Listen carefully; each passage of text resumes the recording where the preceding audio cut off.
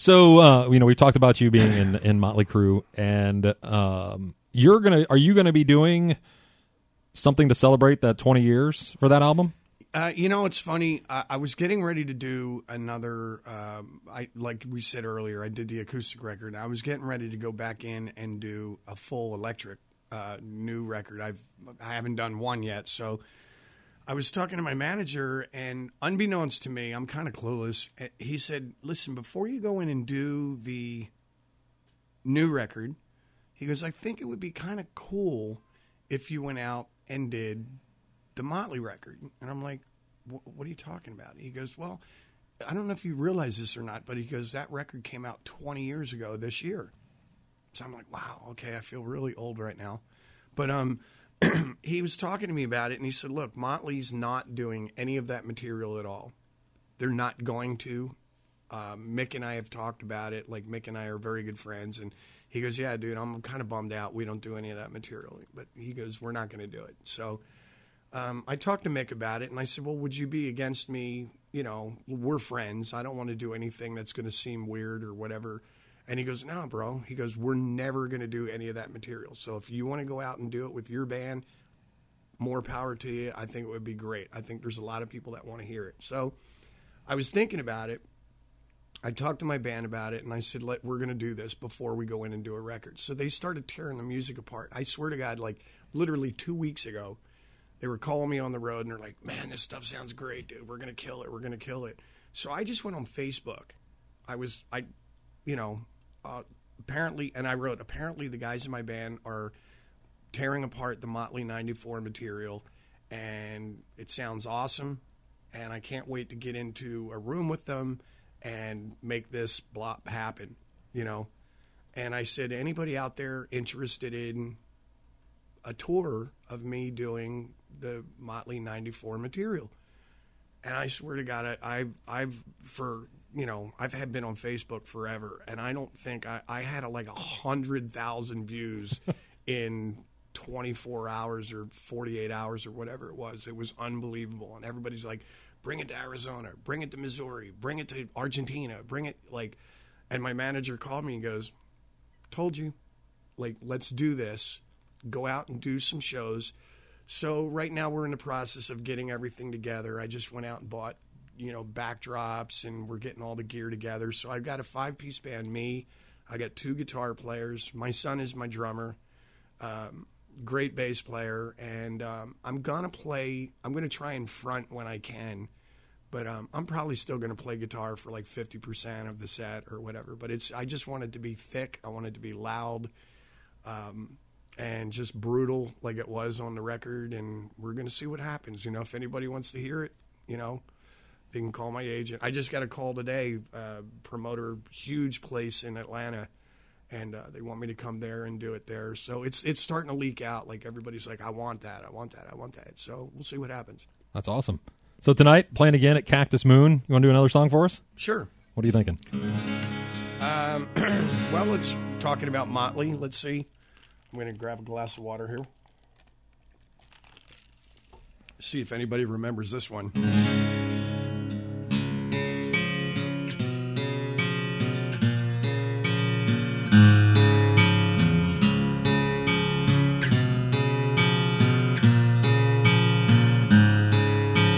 Little old man contemplates suicide twice a day.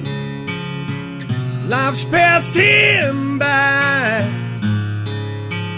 Little old woman, scared and blind, left alone in desperate times.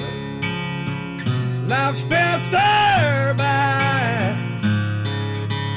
Oh, life misunderstood there. Close her eyes and dream of better days.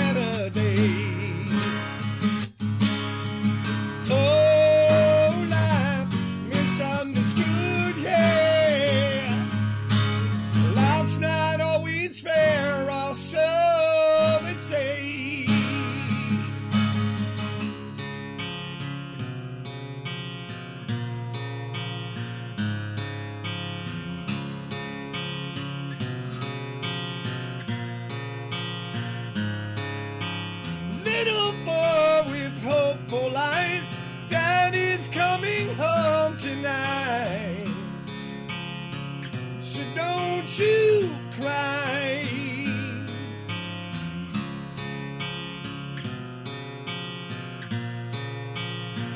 So don't you cry.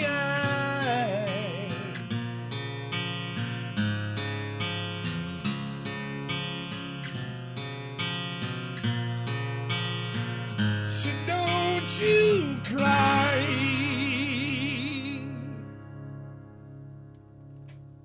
Awesome. I love hearing that acoustic because that record was so heavy. And it's so awesome to hear a different version of that. And just because, I mean, like I said, that record was just so kick-ass. You know what's funny? Like, I have for the longest time had, you know, doing these shows, everybody would go, can you do Misunderstood? And still to this day, I could not figure out how to do the rest of the song without losing, obviously, some of that oomph, you know what I mean? So I'm just like, well, maybe if I just do the acoustic part, just run the 3 verses together, you know, there's 2, then there's the heavy part, and then it comes back in again. I'll just do the 3 verses, and it's gone over great. Like, I do it all through Europe, and everybody's like, oh, my God, that's my favorite song on the record. But it's just funny, like, I'll be sitting there playing, and I'll do that, or I'll do Hooligan's Holiday, and then I'll get some guy in the back that goes, smoke this guy! And I'm like, dude, that is never going to happen on an acoustic guitar. It's not going to happen. Forget about it. I'll buy you a drink later. Let's call it a day. That's awesome. So you're still in touch with the guys in Motley. Are they done?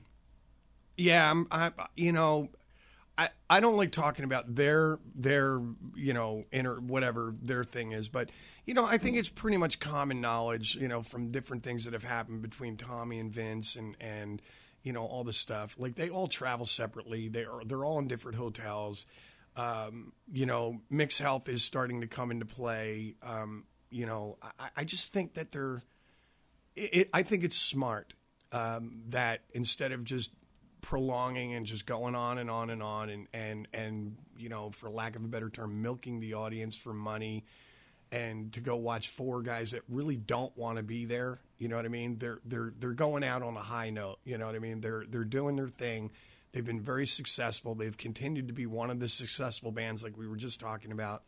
And you know what? It's like, how much money is too much money? You know what I mean? Like, let's just call it a day. Now, I know they have other things, like Mick and I have been talking. Mick lives in Nashville now. And so him and I have been hanging out quite a bit. And I recently took him out for dinner for his birthday. And you know, we talked. I had asked him to play some guitar on my solo record. And he asked me to help him maybe write some stuff for his and maybe sing on his solo record. So I know he's got things that he wants to do, you know, but I think it's, you know, I'm hoping that they're not going to change their mind. Like, they made a statement, they put it out there, they're saying that this is the end, and you know, I kind of hope that they it drives me nuts when I go see someone that says no more touring. I'm done.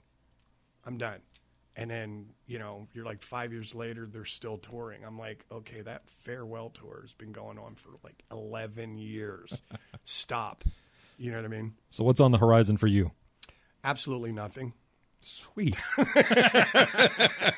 No, I'm just getting married and you're calling it a day. No, I'm getting married, and then I have to get back to work on Monday. I've been in training at 7-Eleven. I just, for the life of me, I can't get the 2 hot dog Slurpee thing together. It's killing me. But no, I'm actually, in all honesty, I'm still I'm probably booked till I think November. Wow. Already still doing acoustic things here and there. Now I'm rehearsing the band for the Motley stuff, and we're just ready to go.